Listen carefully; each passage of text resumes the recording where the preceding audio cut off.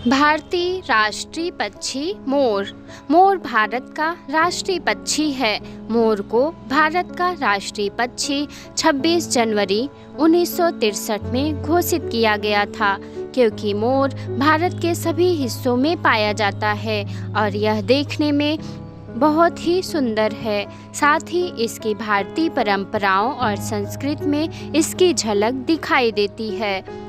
मोर देखने में इतना सुंदर है कि कोई भी इसको एक बार देख ले तो इसकी सुंदरता पर मोहित हो जाता है। मोर की अलग अलग देशों में अलग अलग प्रजातियां पाई जाती हैं, लेकिन सबसे सुंदर प्रजाति भारत में पाई जाती है। मोर पक्षियों में सबसे बड़ा पक्षी है और साथ ही यह वजन में भी सबसे भारी है। मोर का मुंह छोटा होता है, लेकिन शरीर बहुत बड़ा होता है। मोर की गर्दन सुराही की तरह पतली और लंबी होती है। मोर ज़्यादातर शुष्क क्षेत्रों में ही रहना पसंद करता है, इसलिए यह राजस्थान, उत्तर प्रदेश, हरियाणा जैसे राज्यों में बहुतायत में पाया जाता है। मोर मौसम और वातावरण के अनुसार अपने आप को ढाल सकता है, इसलिए बर्फीले और पहाड़ी क्षेत्रों में भी बड़ी ही सहजता से अपना जीवन यापन कर सकता है।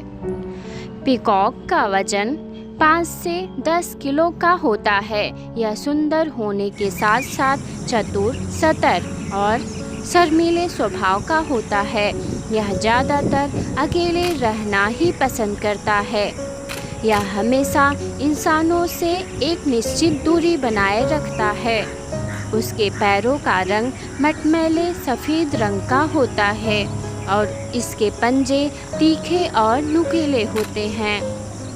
इसके शरीर का रंग नीले और बैंगनी रंग से मिलकर बना होता है, जो कि बहुत ही चमकीला होता है। गर्दन के इस नीले रंग के कारण मोर को नीला कंठ भी कहा जाता है। इसकी आँखें छोटी और काले रंग की होती हैं। इसके सिर पर छोटे छोटे पंखों का आधे चाँद के आकार का ताज बना होता है, इसलिए इसे पक्षियों का राजा भी कहा जाता है। मोर ज़्यादातर हरियाली वाले क्षेत्र और खेतों में ही पाया जाता है और यह पानी के निश्चित स्रोत के पास अक्सर नजर आता है, इसलिए यह भारतीय गांव में ज़्यादा देखा जाता है। मोर किसानों का अच्छा दोस्त भी होता है, क्योंकि यह फसलों में लगने वाले कीट पतंगों को खा जाता है। मोर का जीवन काल 15 से 25 वर्ष होता है। इसके पंखों की लंबाई करीब 1 मीटर से भी ज़्यादा होती है।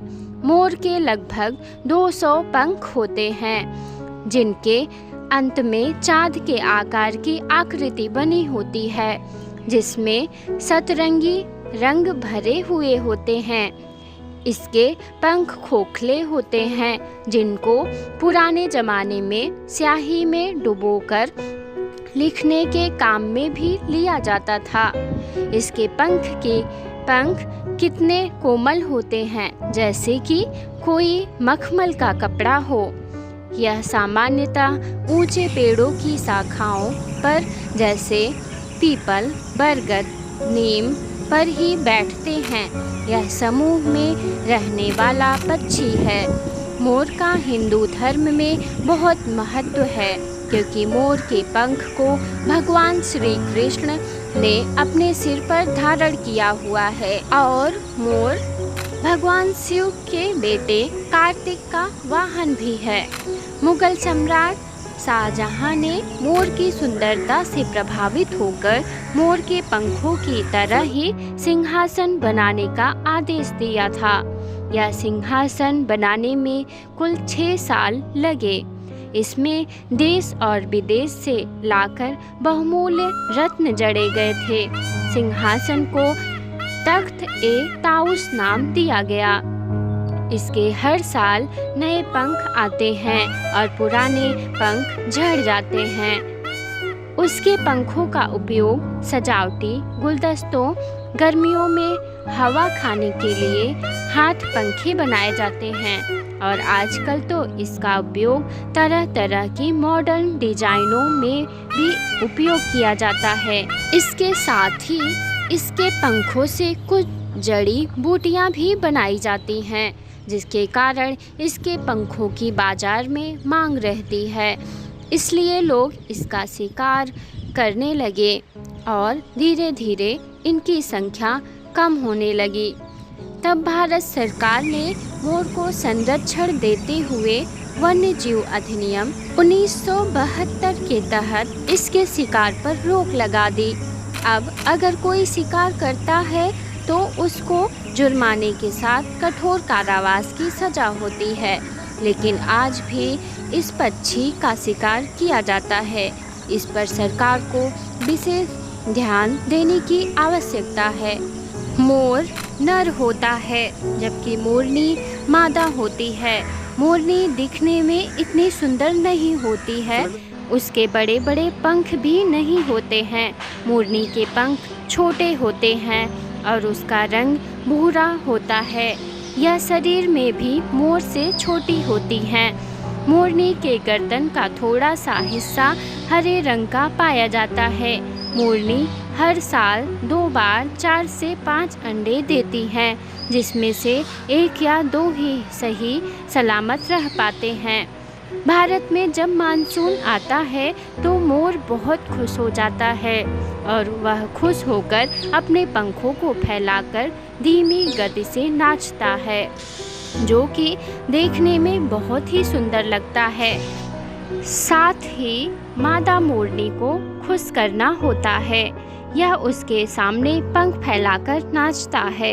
यह नृत्य करते समय नाचने में इतना मगन हो जाता है कि उसे आसपास क्या हो रहा है इसका पता भी नहीं चलता और शिकारी इसी का फायदा उठाकर मोर को पकड़ लेते हैं। मोर पक्षी इतना सतर्क होता है कि जब भी प्राकृतिक आपदा आती है तो उसे पहले ही पता चल जाता है और वह तेज आवाज़ करके सभी पक्षियों और लोगों को इसके बारे में सूचित कर देता है। आपने देखा होगा कि कई बार भूकंप आने से पहले और तेज आवाज़ में बोलने लगता है।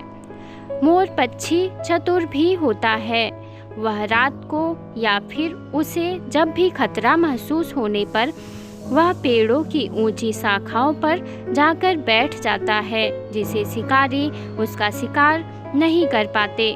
मोर पर कवियों द्वारा कविताओं के माध्यम से इसकी सुंदरता का जिक्र किया गया है और साथ ही भारत की पुरानी संस्कृति में इसकी झलक दिखाई देती है। मोर हमारे भारत देश की आन बान शान है। कृपया इसका शिकार होने से बचाएं, क्योंकि दिन प्रतिदिन इसकी संख्या कम होती जा रही है। इसलिए लोगों को मोर के महत्व के बारे में ज़रूर बताएं। दोस्तों, मोर के बारे में यह इन्फॉर्मेशन आपको अच्छी लगी हो तो वीडियो को लाइक, शेयर, सब्सक्राइब करें। Thank you for watching video. This is Poonam Maurya signing off.